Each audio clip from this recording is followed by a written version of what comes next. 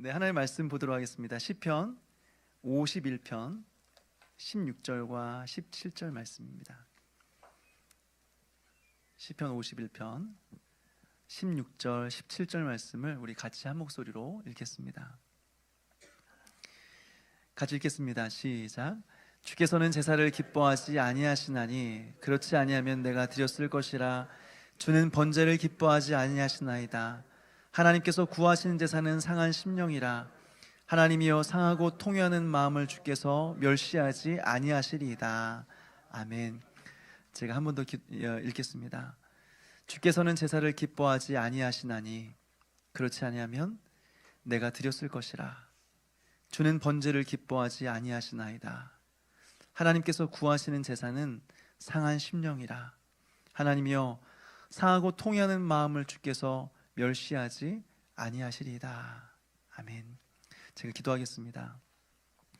하나님 아버지, 오늘 우리에게 거룩한 주일을 허락하여 주시고 예배 자리로 우리를 불러주심을 감사드립니다. 이 시간 하나님의 말씀을 들을 시간입니다. 하나님께서 오늘 말씀과 같이 우리에게 상한 심령을 우리 가운데 허락하여 주옵소서. 상하고 통회하는 마음을 주사 하나님의 은혜를 갈망하게 하여 주시고, 갈망하는 그 마음 가운데 하나님께서 예비하신 은혜를 우리 가운데 쏟아 부어 주시옵소서. 감사를 드리옵고 예수님의 이름으로 기도합나이다. 아멘. 이제 오늘까지 해서 이렇게 예배라는 주제를 좀 마무리하려고 합니다. 오늘까지 총 9번째가 되는데요. 이제 예배에 대한 이제 마지막 시간이 될 것 같습니다. 먼저 이제까지 나누었던 예배에 대한 전체적인 내용을 좀 간략하게 좀 정리해 봤으면 좋겠는데요. 첫 번째로 예배가 무엇인가? 예배라고 하는 것은 하나님과의 만남이라고 말씀을 드렸습니다. 그런데 그 보이지 않는 하나님을 만난다는 것이 어떤 의미냐? 바로 하나님의 성품을 우리 마음 깊이 경험하는 것, 우리 안에서 경험하는 것이 하나님 만난다는 것이다 말씀을 드렸어요. 그렇다면 그 하나님을 어떻게 만날 수 있을까요? 보이지도 않고 목소리를 들을 수도 없는 그 하나님을 어떻게 만날 수 있을까요? 다시 말해서 그 하나님의 성품을 우리가 어떻게 경험할 수 있을까요? 바로 영 안에서, 진리 안에서 가능하다 말씀을 드렸어요. 다시 말해서 하나님의 말씀과 함께 역사하시는 성령 하나님의 깨닫게 하신 은혜로 우리가 하나님의 성품을 경험할 수 있는 거죠. 하나님의 말씀과 함께 역사하시는 성령 하나님의 깨닫게 하신 은혜로 하나님의 성품을 경험하고 만날 수 있다라고 하는 거죠. 이것이 바로 예배라고 말씀을 드렸습니다. 여기서 하나만 더 추가하자면 성찬이 있습니다. 예배에 있어서 성찬이라고 하는 것은 굉장히 중요한 위치를 차지하게 되는데, 그것은 무엇이냐면, 설교라고 하는 것은 예전에 믿음의 선배들은 어떻게 정했냐면, 설교는 들리는 말씀이다. 그런데 성찬은 보이는 말씀이다 라고 이렇게 정의하였습니다. 그래서 우리는 설교를 통해서 하나님의 말씀을 듣고 하나님이 누구신지를 깨닫게 될 뿐만 아니라, 성찬을 통해서는 어떻게 해요? 예수님의 몸과 피를 눈으로 보는 것입니다. 그리고 손으로 만지고 입으로 맛보는 것입니다. 그러면서 성경이 말하고 있는 성경의 핵심인 예수 그리스도를 온몸으로 경험하게 된다라고 하는 거죠. 그래서 우리는 하나님의 말씀을 귀로만 들을 뿐만 아니라 이제는 눈으로 보게 되는 것입니다. 이것이 예배에 있어서 성찬의 중요성입니다. 그렇다면 여러분, 예배 속에서 하나님을 만난 자들의 반응은 무엇일까요? 하나님 만난 자들의 반응은 바로 기도와 찬양과 헌금입니다. 우리는 예배 속에서 기도와 찬양과 헌금을 통해서 하나님께서 우리에게 베풀어 주신 그 은혜에 대해서 반응한다고 하는 거죠. 여기서 우리가 반드시 기억해야 될 것은 기도와 찬양과 헌금이 예배의 조건은 아니다고 하는 거예요. 우리가 헌금을 많이 하고 큰 소리로 찬양하고 열렬하게 기도했기 때문에 하나님께서 우리를 만나 주신 것은 아니다라고 하는 거예요. 예배는 하나님의 부르심으로 시작되는 것입니다. 하나님의 은혜로 우리를 불러주셨기 때문에, 자격 없는 우리를 하나님께서 불러주셨기 때문에 우리가 하나님을 만날 수 있다라고 하는 거죠. 기도와 찬양과 헌금은 하나님께서 우리에게 너무나 큰 은혜를 베풀어 주셨기 때문에, 이미 베풀어 주신 은혜 때문에 우리는 거기에 대해서 반응하는 것, 이것이 바로 찬양과 기도와 헌금이다라고 하는 거예요. 이런 면에서 여러분, 예배라고 하는 것은요 일방적인 것이 아닙니다. 일방적으로 강의를 듣거나 공연을 보는 시간이 아닙니다. 예배라고 하는 것은 하나님께서 우리의 지성에 말을 건네시고 온 회중들은 그 말씀 앞에서 기도와 찬양과 헌금으로 하나님 앞에 반응함으로써 하나님과 상호 교통하는 시간이 예배라고 하는 거예요. 그럼 여러분, 예배 때마다 구경꾼이 되지 않기를 바랍니다.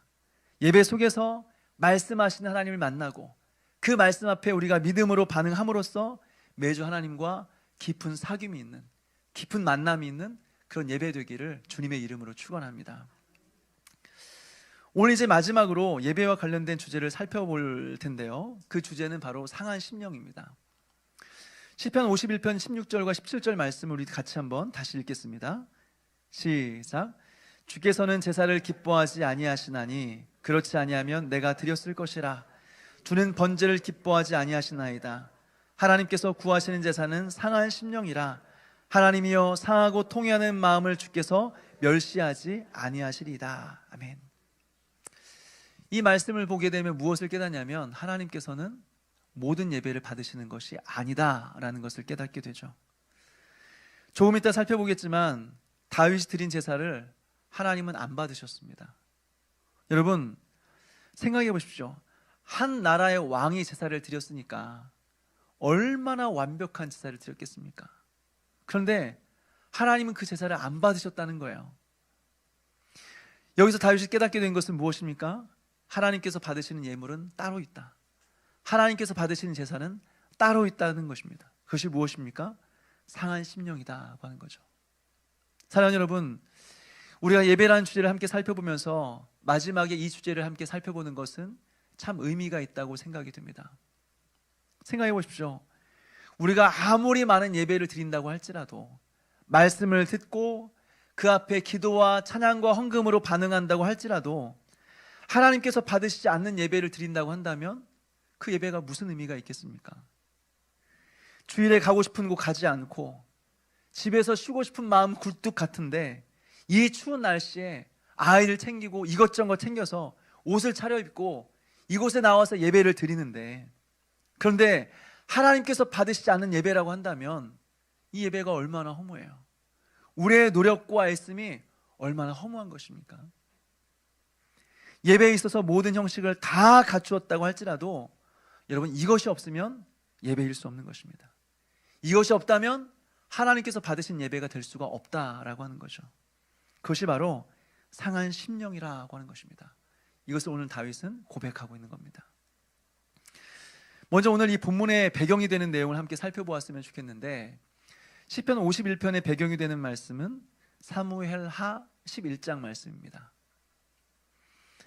사무엘하 11장 말씀을 보니까 이스라엘 군대가 암몬과 싸우기 위해서 전쟁에 출전하였습니다. 그리고 다윗은 홀로 왕궁에 남았습니다. 그리고 할 일이 없어서 한가로이 왕궁 옥상을 거닐다가 무엇을 봅니까? 한 여인이 목욕하는 것을 보게 돼요. 여러분, 여기서 우리는 무엇을 깨닫습니까?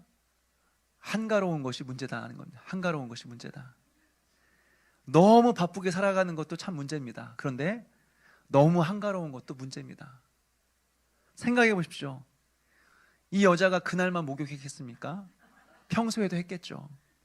그런데 왜 하필 다윗은 그 시간에 그 여인이 목욕하는 것을 보았을까요? 한가로이 옥상을 거닐다가 본 것입니다. 군대와 함께 전쟁에 나갔으면 안 봤을 겁니다. 백성들을 돌아보고 열심히 그들의 억울함을 풀어주었으면 못 봤을 겁니다.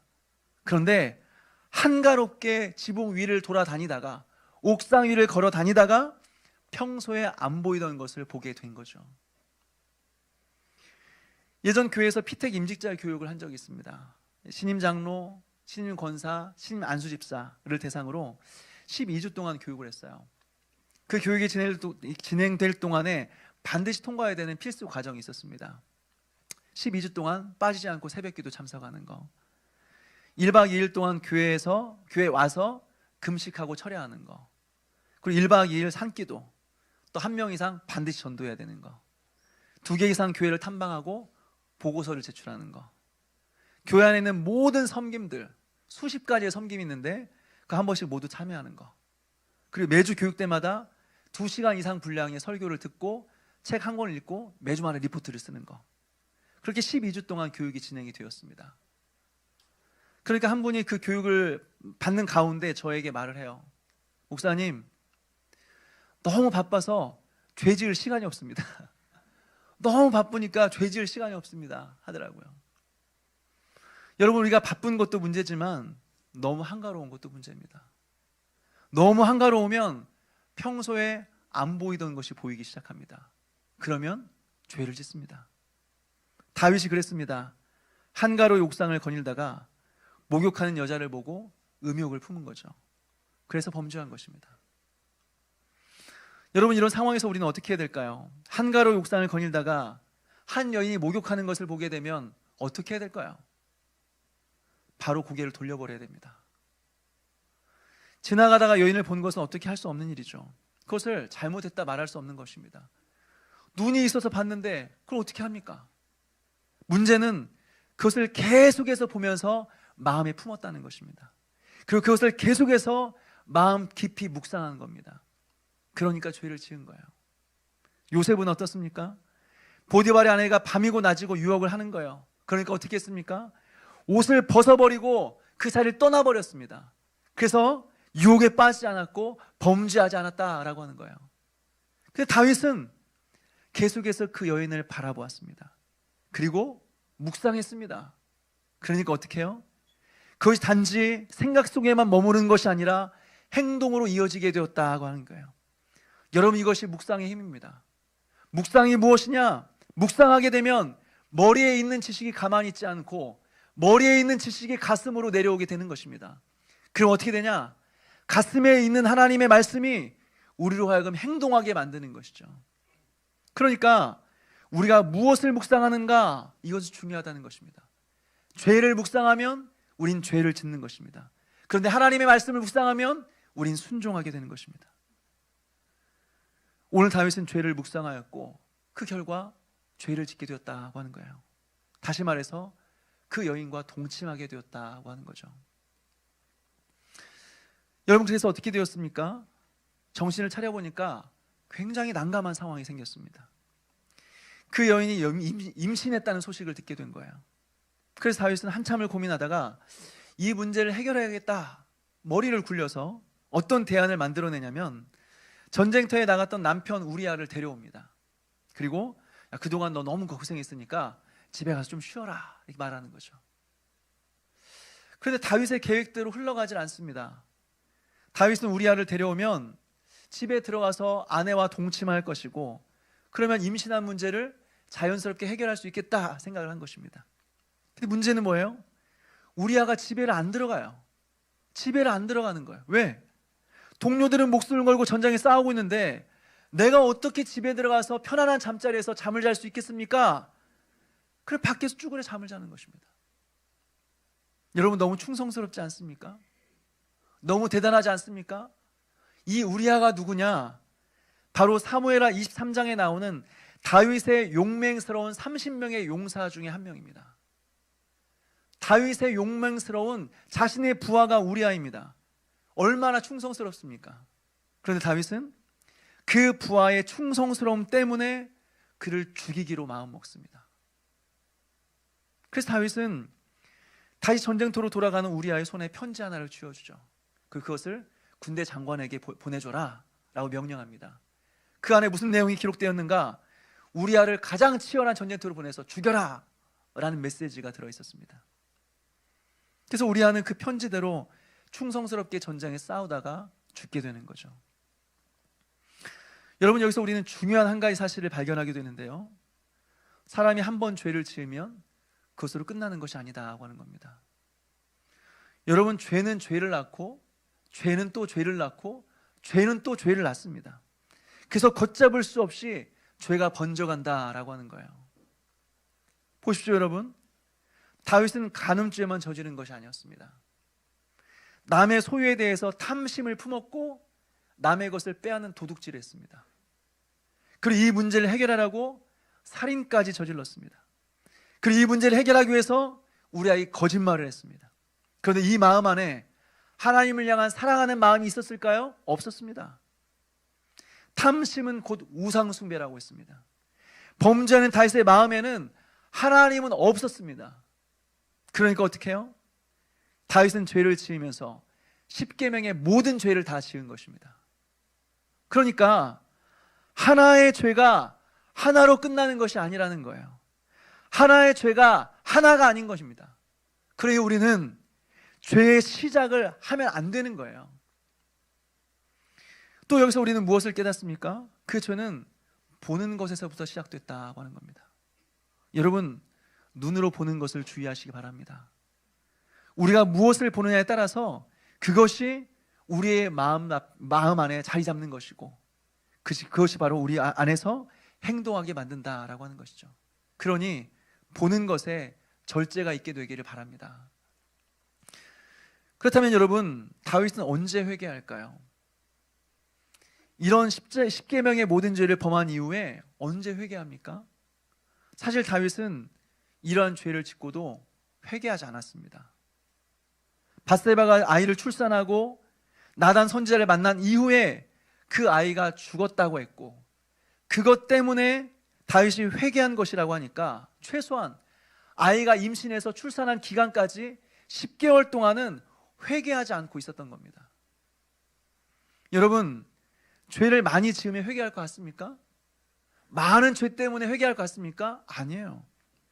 그렇게 하나님을 사랑했던 다윗도, 구약에서 가장 하나님을 사랑했던 다윗도 10계명의 모든 죄를 어기고서도 회개하지 않고 잘 살았습니다. 왜요?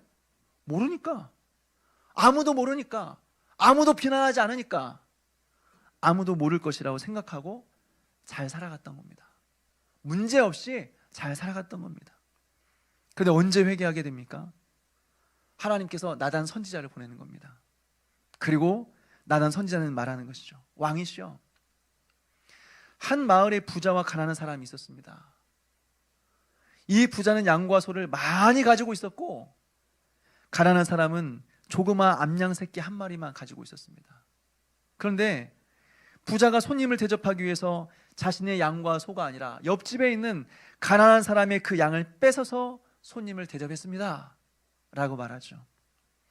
그랬더니 다윗이 뭐라고 합니까? 사무엘하 12장 5절 6절을 보니까 이렇게 말합니다. 제가 읽겠습니다. 다윗이 그 사람으로 말미암아 노하여 나단에게 이르되 여호와의 살아계심을 두고 맹세하노니 이 일을 행한 그 사람은 마땅히 죽을 자라. 그가 불쌍히 여기지 아니하고 이런 일을 행하였으니 그 양새끼를 4배나 갚아주어야 하리라 한지라. 다윗이 뭐라고 말합니까? 화를 내면서 어떻게 그런 사람이 있을 수 있지? 어떻게 이스라엘에 그런 사람이 존재할 수 있지? 당장 그 사람 죽여야 돼. 당장 그 사람은 그 양의 4배를 갚게 만들어야 돼. 있을 수 없는 일이야 라고 말하는 겁니다. 그러니까 나단 선지자가 뭐라고 말합니까? 당신이 바로 그 사람입니다. 당신이 바로 그 사람입니다. 여기서 다윗은 하나님 앞에 그 유명한 생애적인 회개를 하게 되고 그 고백이 바로 오늘 우리가 읽은 시편 51편의 말씀이라고 하는 겁니다. 사랑하는 여러분, 여기서 우리는 무엇을 깨닫습니까? 우리가 죄를 많이 지어서 회개하는 것이 아니다라고 하는 거예요. 하나님 말씀이 깨달아질 때, 우리가 하나님 말씀 앞에 섰을 때에 우리가 얼마나 더러운 죄인인지를 그 말씀 앞에서 깨닫게 된다라고 하는 겁니다. 그러니 여러분, 우리의 희망은 무엇이에요? 계속해서 하나님 말씀 앞에 서 있는 것입니다. 그래서 우리가 죄인임을 깨닫고 날마다 회개하며 주님께로 돌아오는 것입니다. 이것이 우리의 유일한 소망이에요. 말씀 앞에 서는 것입니다. 사랑하는 여러분, 날마다 말씀 앞에 서는 그런 저와 여러분 되시기를 주님의 이름으로 축원합니다. 이제 다윗은 하나님 앞에 회개합니다. 오랜 기간 동안 밤새도록 눈물을 흘리며 베갯잎에 눈물을 적시며 회개합니다. 그리고 하나님 앞에 자신의 죄의 문제를 해결하기 위해서 제사를 드립니다. 아까 말씀드린 것처럼 한 나라의 왕이 제사를 드리니 얼마나 완벽한 제사를 드렸겠습니까? 얼마나 부족함이 없는 제사를 드렸겠습니까? 그런데 다윗은 이 모든 과정을 통해서 한 가지 중요한 사실을 깨닫게 되는 거죠. 무엇입니까? 하나님께서 제사를 기뻐하지 않는다는 것입니다. 하나님께서 번제물을 기뻐하지 않으신다는 겁니다. 여러분, 이 말이 지금은 우리가 오랫동안 들어왔으니까 당연한 말처럼 들리지만 그 당시에 이 말을 들은 사람들은 엄청난 충격에 사로잡혔을 것입니다. 왜 그런지 아십니까?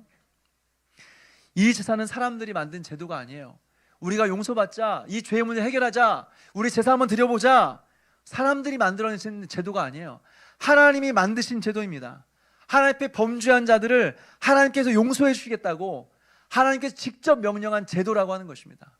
이게 제사예요. 그런데 제사에는 반드시 제물이 필요했던 것이죠. 근데 지금 다윗은 뭐라고 말합니까? 이런 게 중요한 게 아니라고 하는 거예요.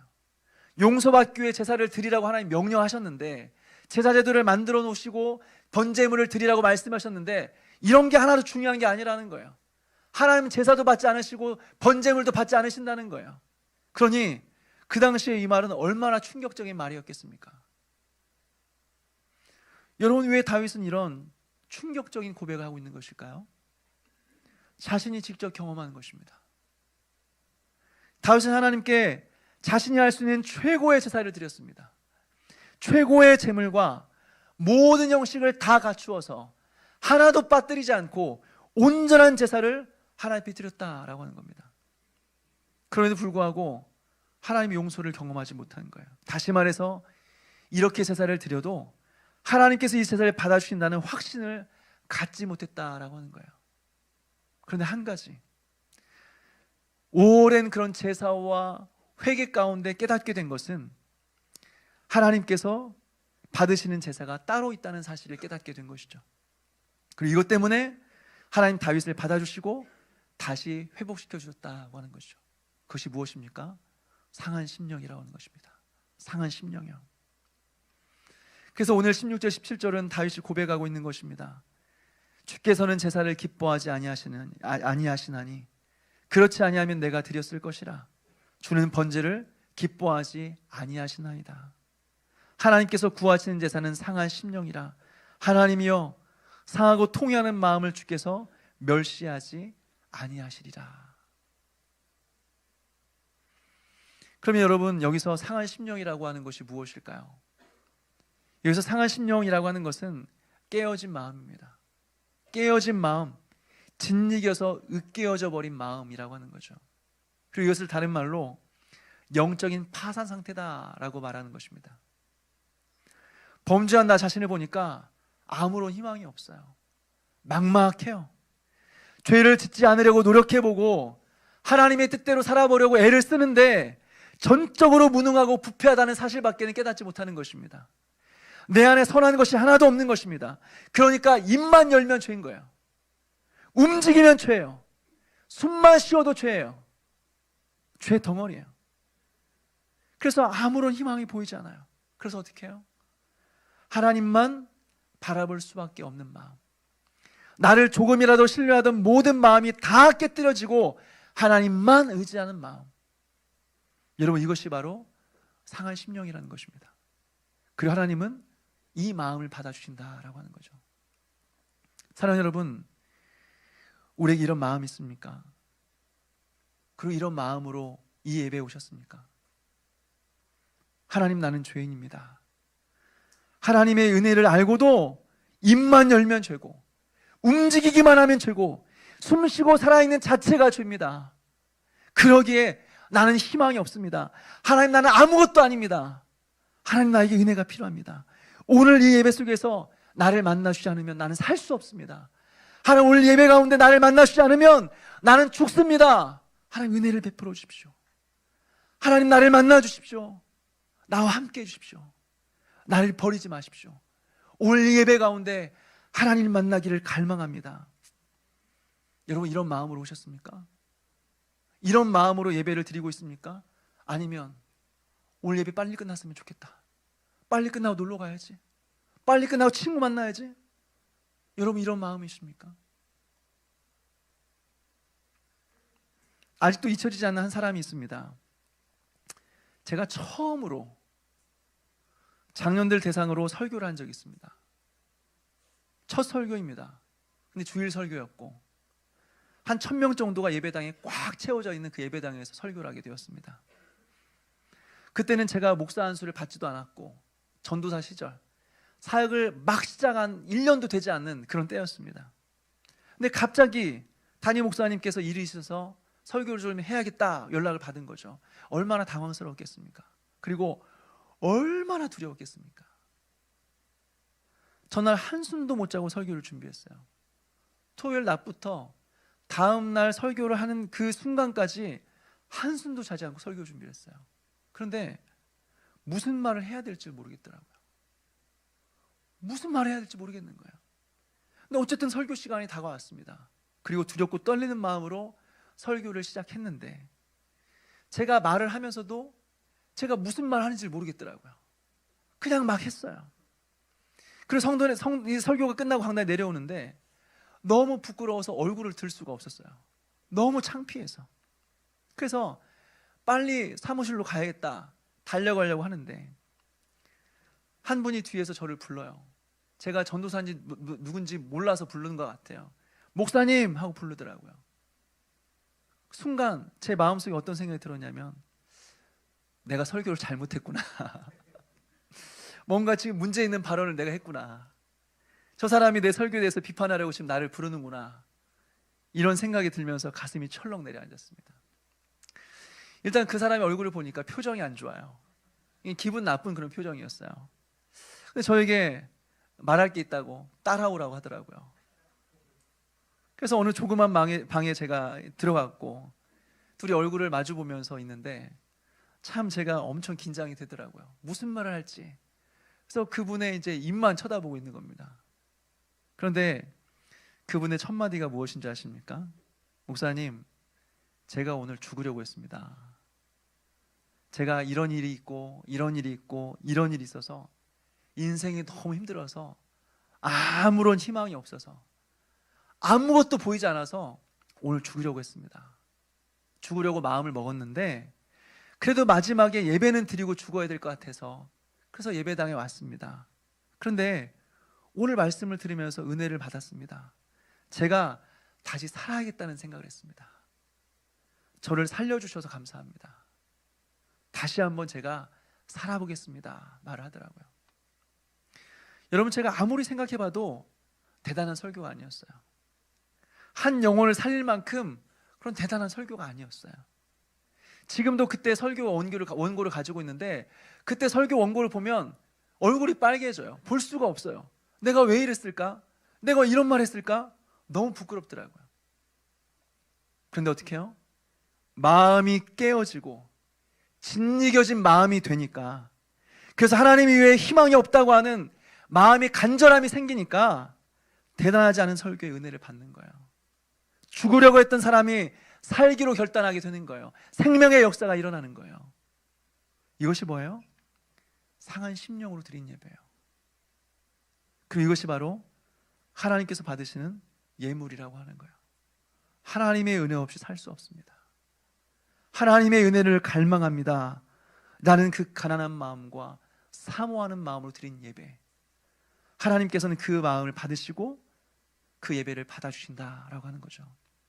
사랑하는 여러분, 우리에게 이런 마음이 있습니까? 상한 심령으로 우린 예배를 드리고 있습니까? 만약 이런 마음이 없다고 한다면 우리는 빈손으로 예배를 드리는 것입니다. 아무리 많은 헌금을 준비해서 드린다고 할지라도 하나님을 향한 갈망이 없다고 한다면 빈손으로 와서 예배를 드리고 있는 것입니다. 여러분, 상한 심령이 없는 예배 생활을 계속하지 마십시오. 그것은 하나님의 뜻이 아닙니다. 하나님의 은혜를 사모하십시오. 하나님과의 풍성한 교제 속으로 들어가기를 갈망하십시오. 그런 갈망이 없는 여러분 자신에 대해 상한 마음을 가지십시오. 여러분의 영혼의 병든 상태를 슬퍼하십시오. 하나님은 우리의 죄에 대해 진노하시는 것이 아니라 회개하지 않는 뻔뻔한 마음을 진노하시는 것입니다. 우리가 죄를 많이 지었기 때문에 진노하시는 것이 아니라 하나님의 은혜에 대한 갈망 없이 예배드리는 그 마음 앞에 진노하시는 것입니다.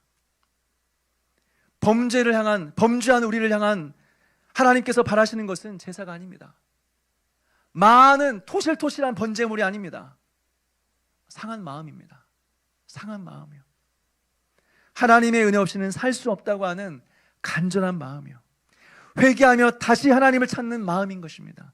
이것이 바로 하나님이 우리에게 찾으시는 예물이고 우리에게 바라시는 마음이다라고 하는 거죠.